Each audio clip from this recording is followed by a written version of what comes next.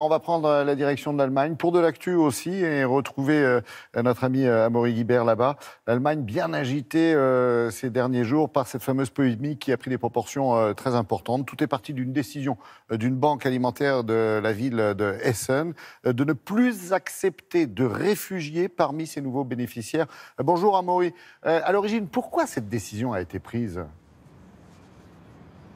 Bonjour Laurent, bonjour à tous. Et bien selon la direction de cette Tafel, c'est ainsi qu'on appelle les banques alimentaires en Allemagne, la situation n'était tout simplement plus gérable sur place. Il y avait trop de tensions, des bousculades entre les réfugiés et les autres bénéficiaires. Et ce qui au départ était une affaire très locale a très vite pris des proportions nationales, une intense polémique qui a duré des jours, qui n'est pas totalement terminée aujourd'hui. Même la chancelière s'en est mêlée. Angela Merkel a condamné cette décision d'exclure les étrangers.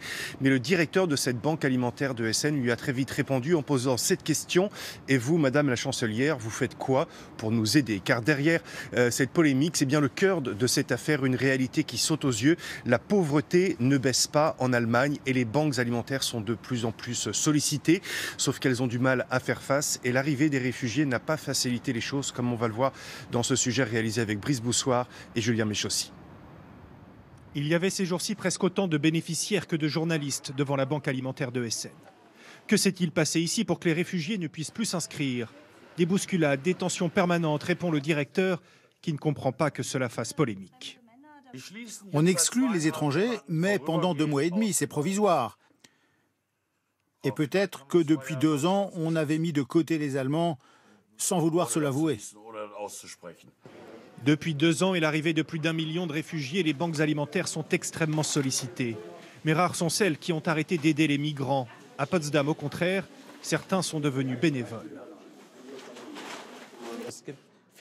Il y a encore beaucoup de réfugiés qui ne parlent pas allemand, ce qui crée des malentendus.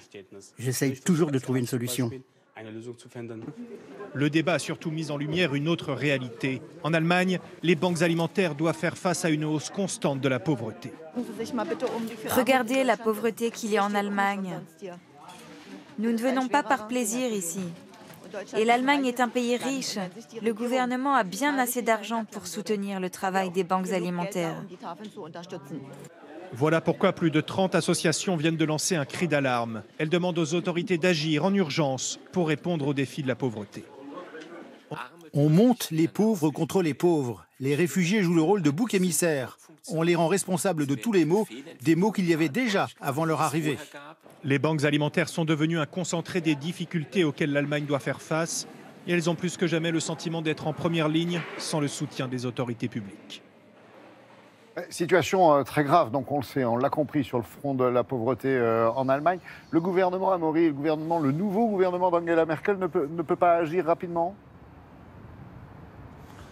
Alors, il pourrait, ce gouvernement, mais encore faudra-t-il qu'il ait des projets. Et dans le contrat de coalition signé par le SPD et la CDU d'Angela Merkel, il faut bien dire qu'il y a très peu de choses sur ce thème de la pauvreté, de la très grande précarité. Ce sont des thèmes qui n'ont pas été des enjeux pendant la dernière campagne électorale. Et donc aujourd'hui, finalement, on ne retrouve pas grand-chose dans ce contrat de coalition. C'est aussi ce que dénoncent les associations concernées. Elles dénoncent aussi ce décalage entre ce qu'elles observent, elles, sur le terrain et ce que disent les hommes politiques. On l'a encore vu très clairement le week-end dernier avec les déclarations du ministre de la Santé d'Angela Merkel qui a expliqué que ceux qui touchent les minima sociaux ne sont pas pauvres.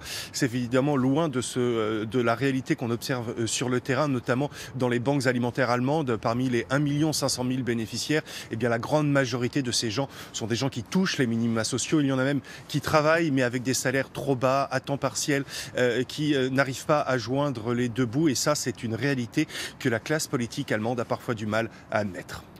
Merci beaucoup Amaury, bonne journée à Berlin.